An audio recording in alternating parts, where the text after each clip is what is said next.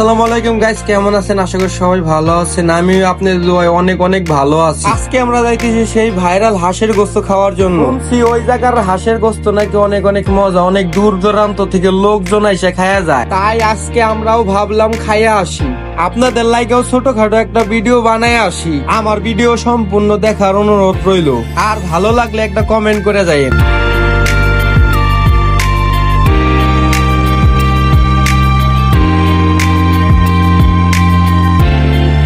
শেষ পর্যন্ত আইসা পড়ছি সেই নীলা মার্কেট হাঁসের গোস্ত খাওয়ার লাইগা। আর আইসাই দেখি চাচি চাপড়ি বানাইতেছে। শুনছি এই চাপড়ি দিয়ে নাকি হাঁসের গোস্ত খাইতে অনেক মজা, তাই এই চাপড়ি আর হাঁসের গোস্ত অর্ডার দিছে আমাদের লাইগা।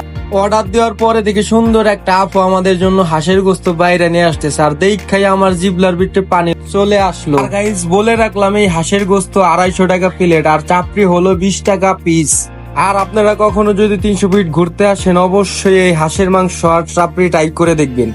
হাঁসের গোস্ত আর চাপড়ি দেখতে অনেক সুন্দর লাগতেছে। আর ওইদিকে দেখি আমার মামু খাওয়া স্টার্ট করে দিছে, খাইতেছে আর বলতেছে অনেক সুস্বাদু হইছে।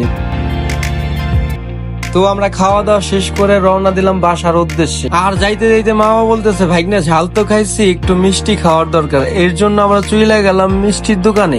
আইসা দেখলাম এইখানে অনেক ধরনের মিষ্টি আছে। মিষ্টি দেখে আমার মাথা ঘুরে যায়। অন্যদিকে দেখি মামা দই বড়ার অর্ডার দিয়ে ফেলছে, আর সাব্বির একটা ল্যাংচা নিয়ে নিছে। ল্যাংচা খাইতেছে আর বলতেছে অনেক মজা হয়েছে।